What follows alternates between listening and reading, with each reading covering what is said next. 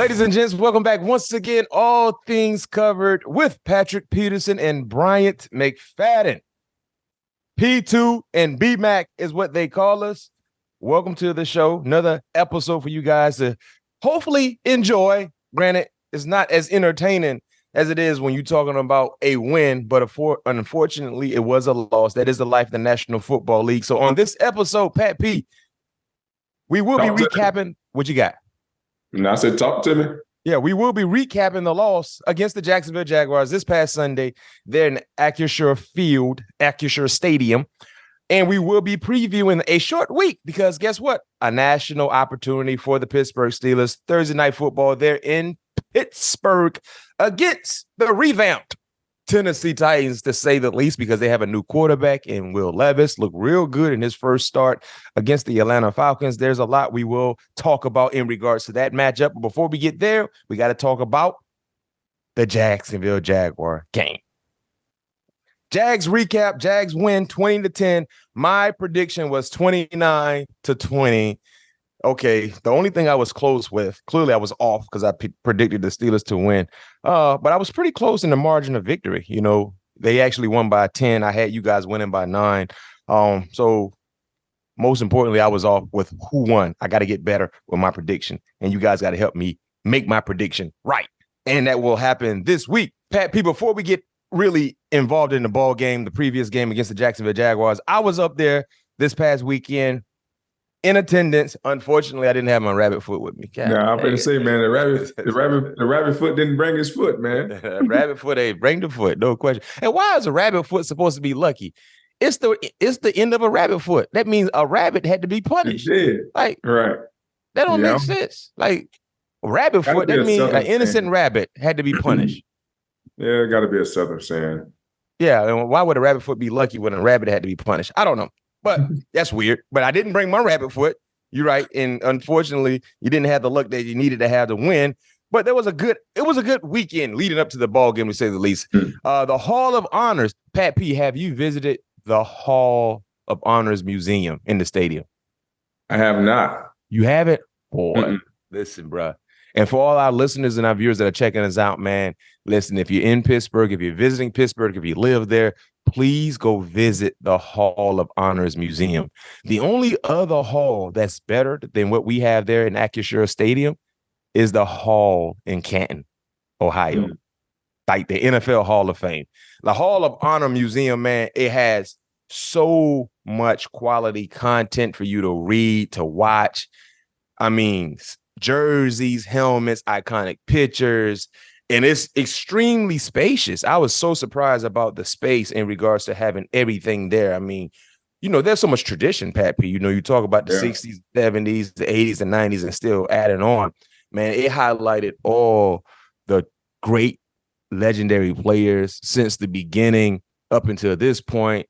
I mean, helmets, shoulder pads, jerseys, telling stories, talking about giving people behind the game their flowers. Man, it was a dope experience. And because of that, you know, we had 4 new members go into the Hall of Honors. You know, 2 of those members were my teammates, and Aaron Smith and James Harrison. As you saw, James Harrison came out of the tunnel like he's ready. James Harrison, I don't know what type of weights he's lifting. He don't even lift weights. I think he just eat them. I think he put him in a shape because that man is a weight, basically. But we were up there. A lot of former guys were there. You know, myself, you know, Joey Porter, Senior, Troy Polamalu, Ike Taylor, Kiesel, Big Ben. Man, we were deep. I think we had a nice championship like flag team. So if anybody wanted to see us, you know, playing some flag football, I think we had enough guys to play some flag football. But that was a good experience. And as I stated, you know, James Harrison came out of the tunnel, got a chance to interact with a lot of fans. So that was a great experience. But like I said, the Hall of Honor Museum right there in Acrisure Stadium, man, one of the best experiences you will have as a football fan, especially of a fan of the Pittsburgh Steelers. Now let's transition to the game. Before we get into the game, there's some things I want to get off my chest because I can't get fined because I'm not a player. The referees did a horrible job. Horrible job. Not saying that's the reason why the Pittsburgh Steelers lost, but it didn't help them in regards to winning that ball game. There's a lot of things that I'm confused about. For one, roughing the passer. I thought it was a generic written rule for quarterbacks and being tossed or slammed through the turf. Heck, we saw Tua Tagovailoa get concussed last year because he was slammed through the turf. So we thought, based on how they call the game, the officials, when you see a quarterback throw down to the turf in a violent form and landed on top of him, that should be a penalty, especially when the man is injured. So we saw a roughing the passer penalty against Trevor Lawrence that was called. Clearly, I felt that was not warranted. But then when you look at Kenny Pickett getting hit, so you're thinking, assuming as a fan, oh, a flag got to be coming. No flag. And the man is injured. The man's shoulder was injured because he got he was thrown to the ground in a violent fashion on his shoulder. And then the man landed on his ribs. So referees, at some point in time, this is how I feel about the game. And I understand people might say, well, it might make the game longer. Some of these personal fouls should be reviewed. Some of these personal foul penalties, the same can be said for some PI penalties, should be reviewed. I feel like moving forward, the rules committee should implement a reviewable challenge for each team. You have one opportunity to review a penalty that's going against you or that did not go against you, right? So my example would be on that penalty, the play with Kenny when there was no flag call, that should be reviewed.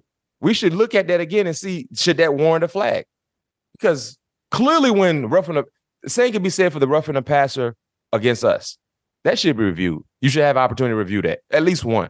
But that was bogus. And then right before halftime, Boz, I'm sorry, Boz. I said you was going to miss an extra point, but I didn't mean a field goal attempt. What I said, man. But Pat, that was a 60-plus yard. Don't put that on. I don't care. What did I say, man? What did I say? I didn't want to talk about that. I was just trying to get to the play. The penalty can't. That's all. But I'm trying to get to the penalty. Right, offsides on a guard on a field goal team, not the field goal defense. I thought the defense can only be offsides, though. So they said that guard lined up offsides, and then when you see it, when they drew the actual line of scrimmage, they had their end man was offsides. But that's what I'm saying. I thought defenders can become offsides, not an offensive lineman. That was horrible. And at that time, it was a close game. It was like a mini nail biter. It was 9-3. You go in the half down 9-6. Offensively, they really didn't do anything against your defense. Our offense didn't do anything against their defense, but it's a 2-quarter ball game, and who knows? That was a momentum shifter if we were able to make that play, make that 3 points. Referees, I mean, and then you know what I hate, Pat P, listeners and audience, I hate when they come out and say they got it wrong. What? How y'all gonna tell us on Tuesday and Wednesday y'all got it wrong? What? They did the Colts like that last week against the Browns. They led to the Browns winning that ball game, by the way, right? Oh, we got it wrong. We missed that. I wish it was that simple for us as players. Yeah. What the league has to do, man, is they have to hire these guys full time so they can continue to look at film, continue to look at calls, continue to look at motions, to have a study guide on certain players. Because these guys got regular 9-to-5s. They're not worried about the game. Not saying all of them don't, but they're not. They have a 9-to-5 job. So their 9-to-5 job, they're focused on their 9-to-5. They're not solely focusing on how to referee a game, or if they got a call bad on, how they could become better. Maybe they do. But I feel like if they give these guys a full-time job, and I guess it would have to up their pay or whatever, but to make the game better and not have these continuing conversations on Tuesdays of, I got it wrong, or that. The game and these games are too precious in this moment of the season where we're playing an AFC opponent, where this can come down to if we get in the playoff or not, or seeding. it's a lot that can lay, that lays on this one game that just happened. So you always want to make sure that the game is being officiated, you feel the right way. It was hard. That play right before half was clear. I was like, what? A guard? Like, really? I never seen that called in all of my days of being a part of What about that PI early? Oh, the PI on Lane. No, the one on on Lane. Jeremy, what's the name was guarding him? JP. No, it wasn't JP. It was 42. It was JP. It was 42. Jamie Pierre. Pierre, yeah, Pierre, my bad. Yeah, that PI on Pierre on the third down, stopping early in the first half. That was bogus. I don't know. Y'all pissed somebody off. I don't know who it was. Y'all pissed somebody off, either a player or a coach, because they started off on the wrong end of the stick. They started off that PI third down. That led to the first field goal attempt, by the way, if I'm not mistaken. That led to the first field goal attempt. That right there was bogus because he went around him, didn't really make any significant contact that warranted anything to be called. Great play by Pierre, stepping in, playing some substantial snaps, by the way, played some real good football. I mean, like, come on, bro. Like, what we doing? Like, I don't know. But yeah, the field goal joint, the Kenny Pickett, now our quarterback down bad because he got slammed through the turf and there was no penalty call. If that would have been Pat Mahomes, penalty for sure. For sure. Jalen Hurts, Tua Tagovailoa. Heck, they treated Trevor Lawrence with much caution than Kenny Pickett. And the man was injured.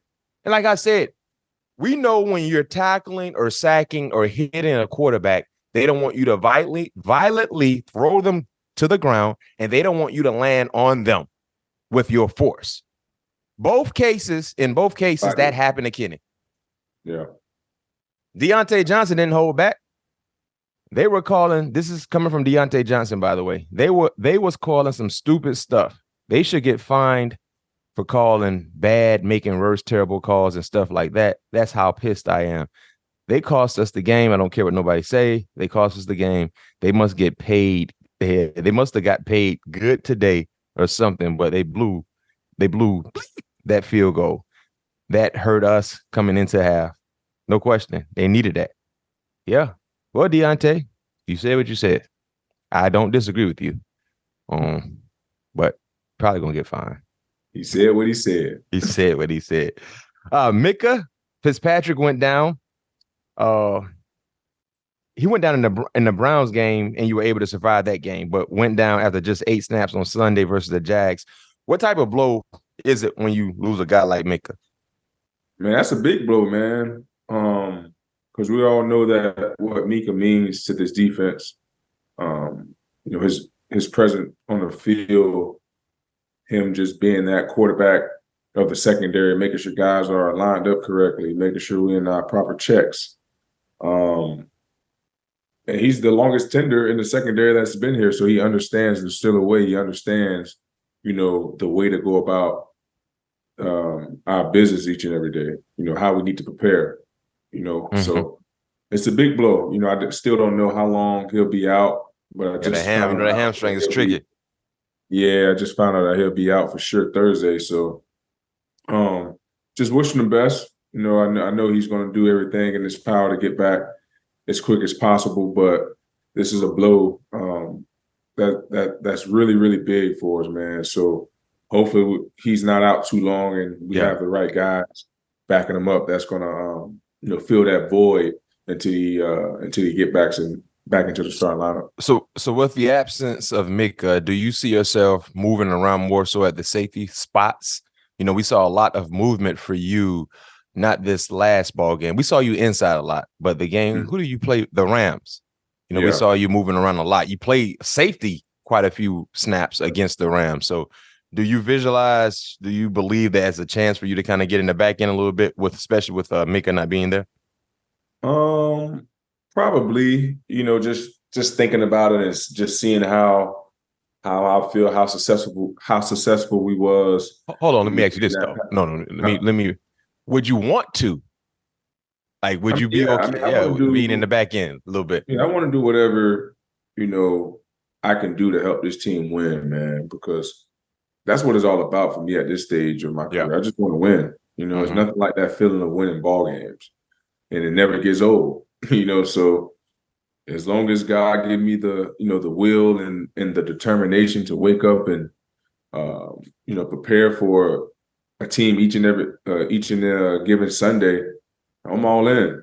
So whatever the coaching staff see that best fits us, I'm all in for it. So if that's playing safety, if that's playing inside, if it's playing outside solely, I'm all in for it. I just think the Steelers for giving me the opportunity to be a ball player, man, to have that feeling of being involved into the game plan, just not being a solely cornerback, because that's what I did for the early part of my football career in high school, little league, things like that, just being more involved in the game, and they're giving me that opportunity to do that. Let's talk about the defense, man.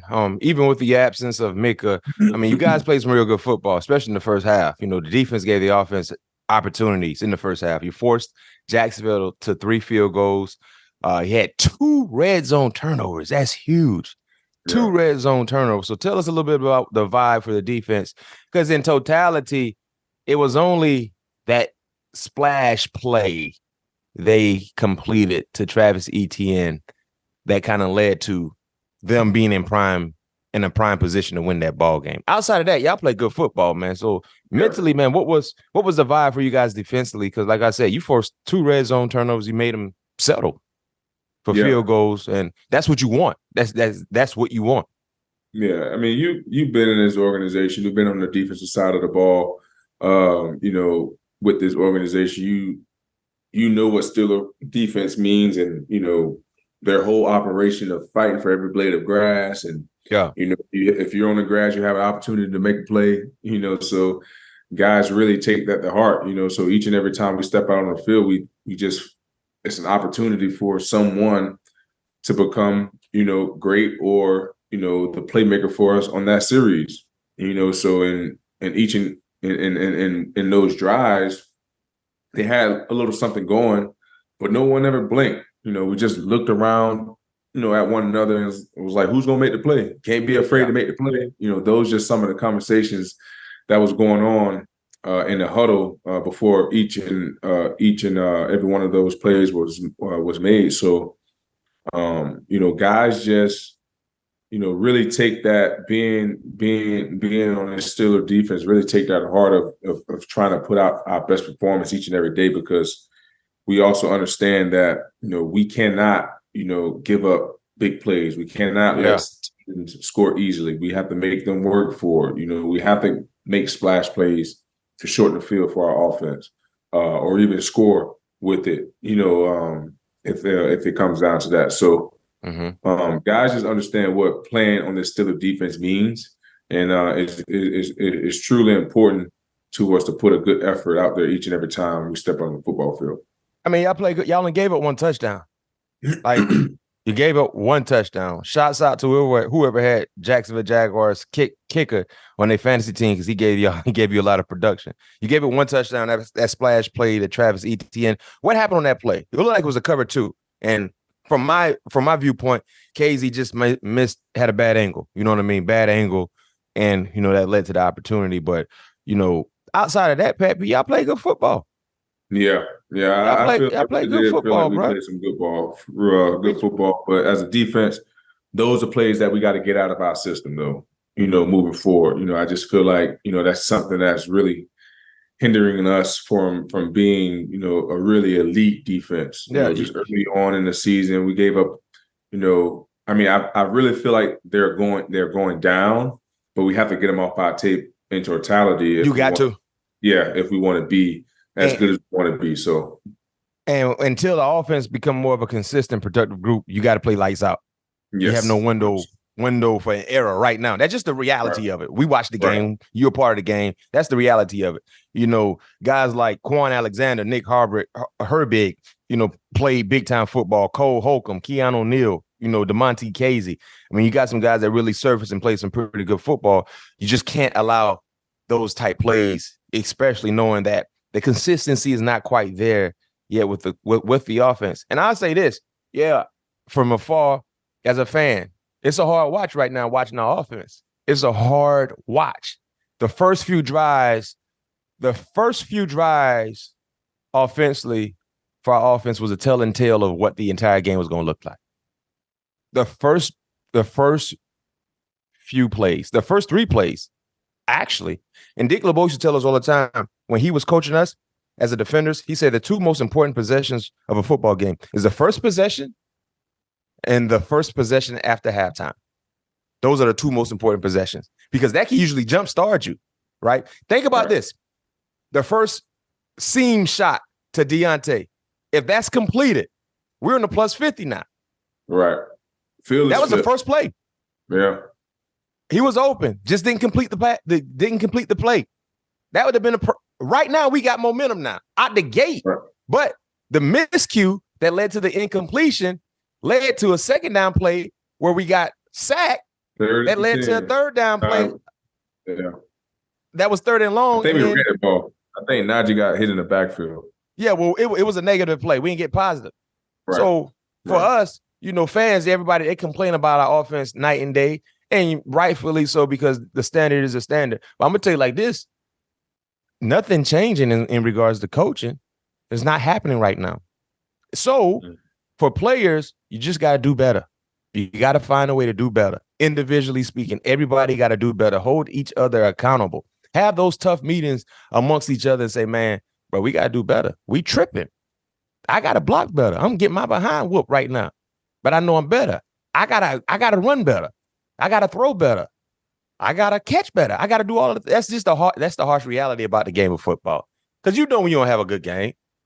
I know, heck, when I used to have a bad game, I used to feel like I was sick. Like my stomach hurt, man. And I used to hate having to watch that tape. Yeah. Boy, I used to hate to have to watch that tape. Boy, especially when I first got in the league, boy, we had Bill Cowher. He put that red dot on you. Oh, break. Boy, I feel like I couldn't get up my own way, boy. What are you doing, BMac? What are you doing? What are you doing, BMac? What are you looking at? Didn't you supposed to have contain? How's he getting outside you? Right. But that's the harsh realities. You know what I mean? So it is what it is. But we got to find a way. We got to find a way to get things going and to do it in a consistent way. You know what I mean? And we're undefeated in that division. And our fans, they kill Matt Canada week in and week out, and deserving so because the standard is a standard. It wouldn't be Pittsburgh. It wouldn't be Steelers if they fans didn't complain when they don't see what they're supposed to see. You know what I mean? That's why we got 6 sticky Lombardis. That's why we got a museum, a hall of greatness, because guys set the standard. And when you put that jersey on, it goes to a whole nother level.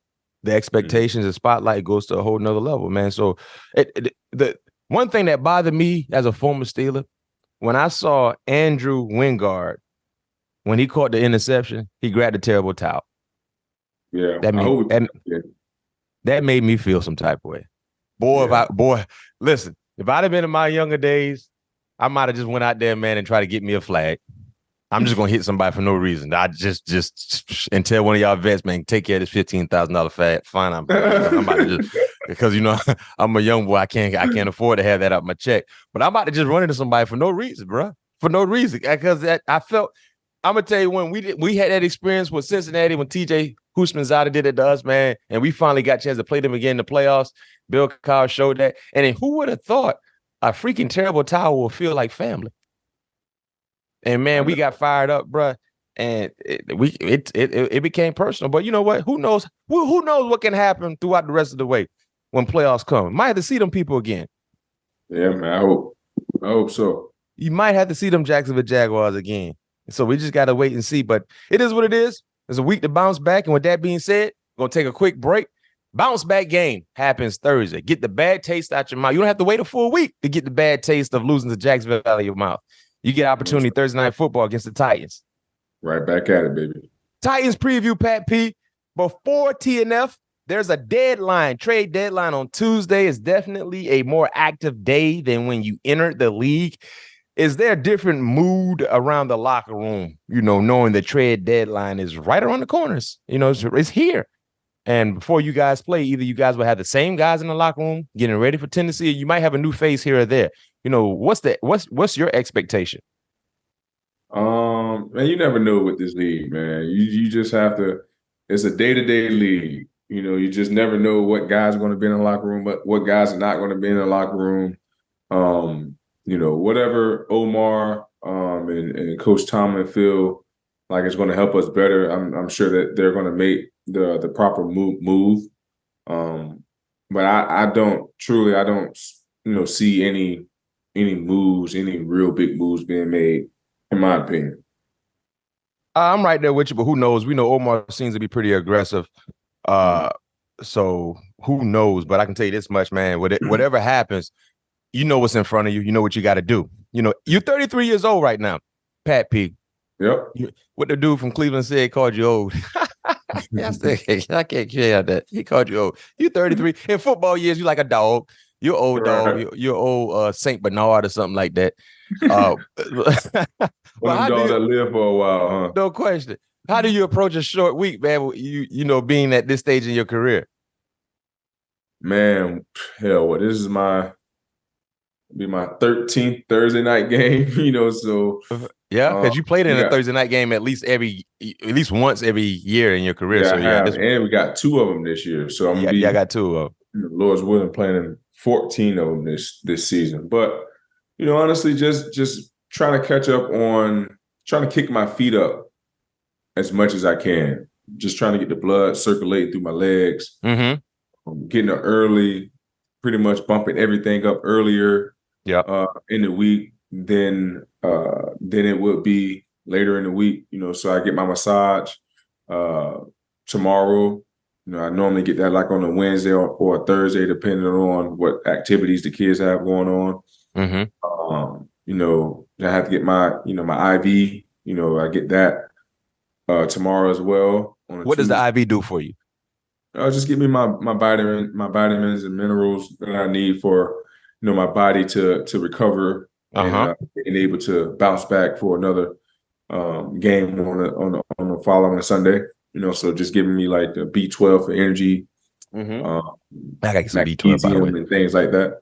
Yeah, I gotta get some B12 too. My B12 don't hit like you got that expensive stuff. How much the IV is, Pappy? Shit, about 400.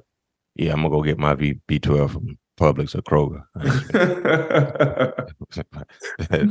I'm not doing that. But that's what it takes, though. That's why you've been able to last as long as you last. You spend money on your body. It's like, investing in yourself, and the investment has surely paid off. Will Levis, right? You know who Will Levis is, Pat P?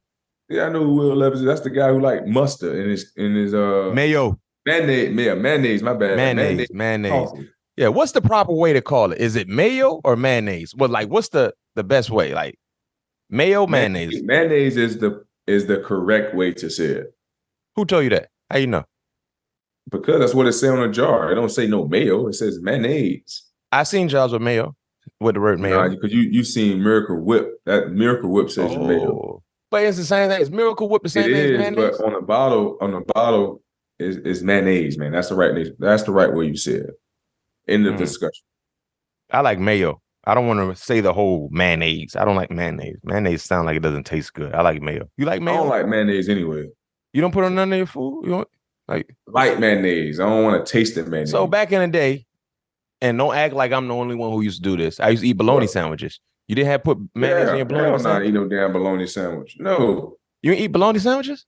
Man, garbage, man. My grandpa used to eat that bologna sandwich, man. I was like, Papa, what is this? I know you weird. I know you've been weird. You don't like Waffle House. You don't like bologna. And you grew up in Pompano. And you ham and cheese. You grew up in Pompano Beach, Florida. So with my aunt who from Carolina, your grandma, yes, and Uncle Buster, and I know they love bologna, fried bologna. They probably fried that thing and put a slit in one of the sides. And you didn't eat it? Yeah, no, give me a ham. My grandma already knew. Ham, little Pat's coming over. He want ham and cheese. He don't eat no bologna. He don't eat no bologna. He don't eat eggs. What?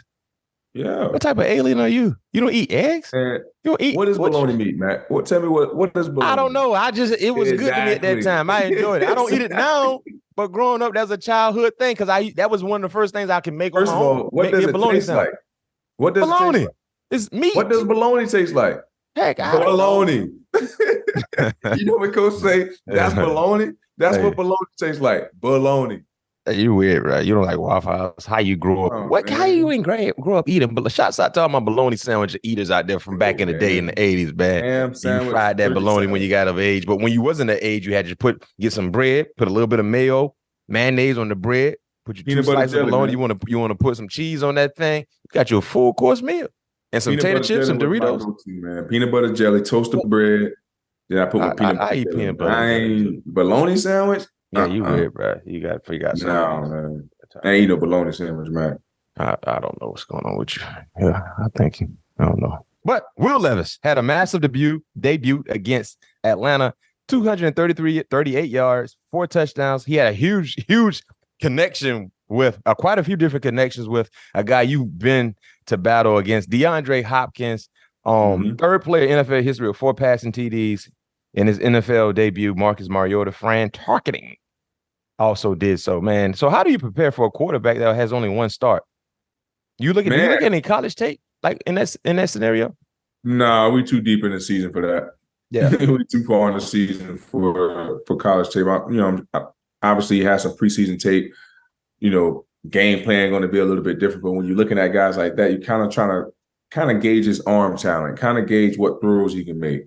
And things like that, because they've been rolling with 2 quarterbacks, if I'm not mistaken, in that last game. Will may have taken more snaps. Will starting against y'all. Ain't nobody rolling nothing. He healthy. He started. No, I'm talking about last week against Atlanta. Last week. Yeah. So DeAndre Hop, D Hop is what, 2 years younger than you? Using 2011 draft. I think could have been yeah. But shoot, man. Before the game against Atlanta, he wasn't really doing a lot. Atlanta, he had 3 touchdowns, man. What type of threat is D-Hop still at this stage in his career? And you guys have had a lot of battles too, by the way, right? I know you had a lot of respect for him, your former teammate, but what type of threat is he still? He had 4 receptions for 128, 3 touchdowns. So in one of my fantasy league, before you answer the question, Pat P, one of the guys in our league had DeAndre Hopkins on the bench. He had 50 points on the bench from DeAndre Hopkins. And you already know he lost. Yeah, fantasy football. Yeah, for sure. It's frustrating. You asked me my thoughts on DeAndre? Yeah. What type of threat is he? Because he's pretty much their primary, passing threat right now. Yeah, for sure. He's definitely their number 1 receiver. For the most part, I feel like, D-Hop is D-Hop. We all know he's going to catch the ball. He's future Hall of Famer, in my opinion. He's going to make the contested catches. I just feel like now they're utilizing him a little bit different than he was utilized in Arizona, in my opinion. They're moving him from left to right. They run him. They put him in the slot. They put him at the number 3. They put him at the bunch and put him at the point at bunch formations. So they're moving him around a lot more, and also he's running a lot more route combinations than he did. Because when he was in Arizona, he was always the X receiver, so he ran like the slant or a comeback or a go or dig if he gave you an inside stem majority of the time. But now they're in Tennessee, they kind of opening up his route tree a little bit more. So that's what's making him, in my opinion, making him a little bit more dangerous to study for, because Tennessee is implementing that into his game thus far throughout the season. But like I said, we all know he's going to make the contested catch. We all know that he's a physical receiver. He's a run after the catch type guy. So we all know that we have our hands full, and Thursday night will be here before you know it. It's just going to come down to see how we mount up to the challenge. And also, too, another guy, you got to be mindful of is Derrick Henry. He ran for over 100 yards last week against Atlanta. When you play against a guy like Derrick Henry, you got to have this mindset against any running back in the National Football League, but for sure with Derrick Henry, you got to play what I call ant defense. Yeah. You know what ant defense is, Pat P?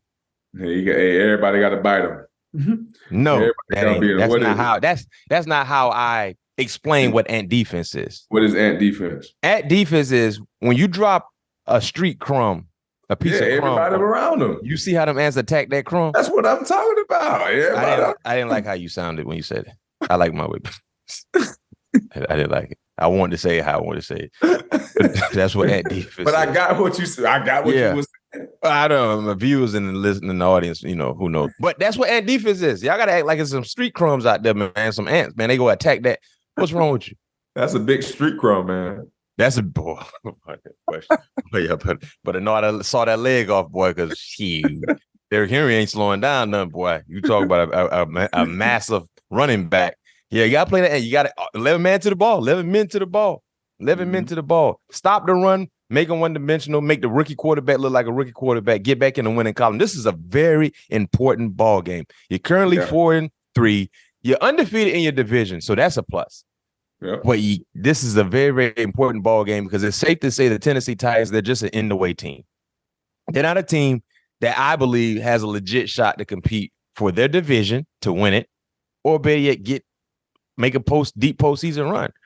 At home against a rookie quarterback, this is a very, very important. Every game is important, but this game, especially coming off a loss, is very, very important because this is a winnable ball game. Will Levis had a good game last week. It's time to bring him back down to reality, right? Bring him back down to reality. Make this man look like a rookie because, like I said, they're in the way team. They're like a team where, when you go in residential areas, Pat P, and you're driving and you see the little speed bump because they want you to kind of be mindful of your speed, but you just go over it, boom. You see it, but you really ain't respecting it, boom. Right? That's what they are. They're in the way team. They're a speed bump in the residential area. I'm like you said. I don't want nobody picking up on this and saying, you said anything. I'm just saying it. I mean, it is what it is. They're like an in the way team right now. They're Jacksonville is the cream of the crop in the division. They're playing some pretty good football. That was a good thing that they did last week. But come on, it's home playing against a rookie quarterback. You got to find a way to get back on track. Hey, they might think y'all are in the way team too. Who knows, right? That's the mindset. At the end of the day, the game is played on the field. So got to get back. And it's prediction time.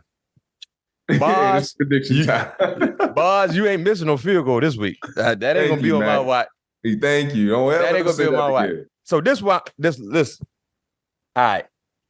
We're in a 55 game drought. Eric, do a stat check on that. 55 game drought of not having 400 yards of total offense. I think it's 55 ain't counting, or 50. We're in the 50s. So this is what I'm going to do. I'm not just going to give us a score prediction. Nostradamus is going to give us two predictions. We're going to see an explosion of offensive production Thursday night. We're going to see similarities to what we saw during the preseason when you guys played against Atlanta. We're going to see efficiency in throwing the football. We're going to see sound production and running the football, and we're going to see a swarming defense. Disrespectful guys doing disrespectful things. I want to see you cut somebody out Thursday, Pat P. You cut somebody out? Yeah, I want to see you cut somebody. I need to see you, Pat P, who last week of the year when you played against the Arizona Cardinals, you cussed out the coach. You cussed out a lot of people. Now you ain't gonna be mic'd up. Now, if you mic'd up, well, the hell with it. Right? You know what I'm talking. I need to see that Pat P. I need to see the floor. Because when you played against the Cardinals last year, Minnesota, that was Pompano Beach Pat P. That was like listening to Kodak Black came out. I'm like really throw it off right now. I got something on my mind that's personal. Can I get that Pat P Thursday night, cussing folks out, getting people fired up, and flying to the football? That's all that. So if you need to listen to a Kodak Black song, whatever you listened to last year against Arizona, I need it. I know you're a nice guy. You really, you go about your business. You talk to people out there and feeling well, but you still put in your work. No, F all that. F that. F all that. Yes. Tell them to F off. I ain't talking to you today. Usually I'm going to break bread with you and dap. I know you and D-Hop cool, but now F all that, bro. It's personal. It's personal. I need you to feel like whoever you going against broke into your grandma's house and stole her TV. Gotcha. And you know how much you care about your good grandma, now, right or wrong now. Amen. No doubt about it. You cannot mess with grandma. Yeah, you stole grandma TV and she only had one in the house? Huh? Where they do that at? Man, we got to fight. Forget that. I got to fight. We got to fight right now. But that's why I need you to go. I need to get there and I need to see you for 4 quarters. Because you do it, everybody will be like, Pat P. Yep. I got too fired up, Pat P. I'm talking too much. Let me shut up. Let me get to the prediction. All right, we're going to see at least. So, ladies and gents, the streak will be broken.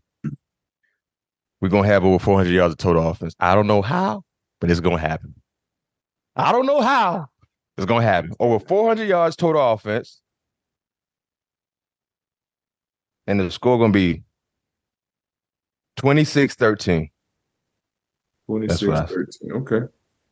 400 yards of total offense. And I'm okay with it because I'm not playing against Najee Harris, Warren, and my fantasy, so I can care less. And if I did, I don't care. Over 400 yards of total offense, 26-13, Pat P. I like it.